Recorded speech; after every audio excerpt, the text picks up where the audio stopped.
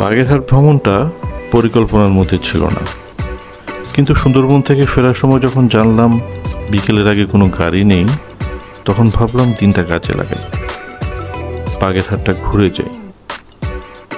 বাগেরহাট জেলার প্রতি আগ্রহের কারণ এখানে বেশ কিছু পুরনো নান্দনিক স্থাপনা আছে, যার বয়স প্রায় 500 বছরের বেশি।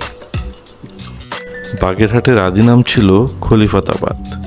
পঞ্চদশ শতকে এই শহর গড়ে তোলেন খান জাহান আলী। শুরু করলাম ৬০ গম্বুজ মসজিদ দিয়ে।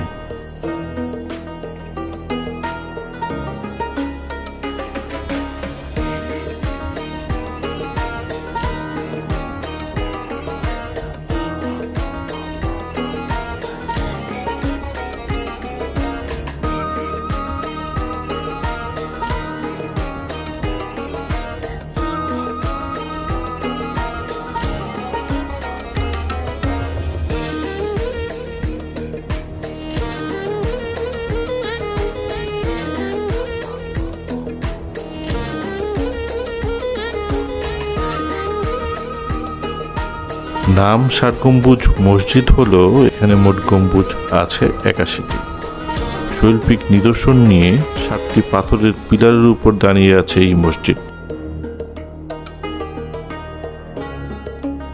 মসজিদটির পূর্ব দেয়ালে ১১টি দরজা, উত্তর ও দক্ষিণ দেয়ালে আছে ৭টি করে দরজা, যা দিয়ে পর্যাপ্ত আলো বাতাস মসজিদটিতে প্রবেশ করে। মসজিদটি তৈরি করা হয়েছিল ইট দিয়ে। পোড়ামাটির নকশা একে দিয়েছে এক অনন্য সৌন্দর্য। নামাজের সময় ছাড়া বাকি সময়টা দর্শনার্থীদের জন্য উন্মুক্ত থাকে।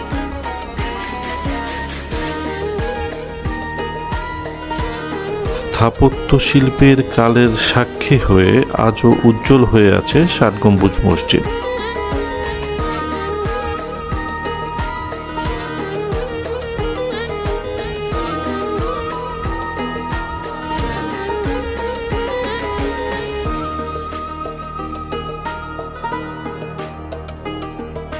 ষাট গম্বুজ মসজিদ সংলগ্নে রয়েছে ঘোড়া দিঘি।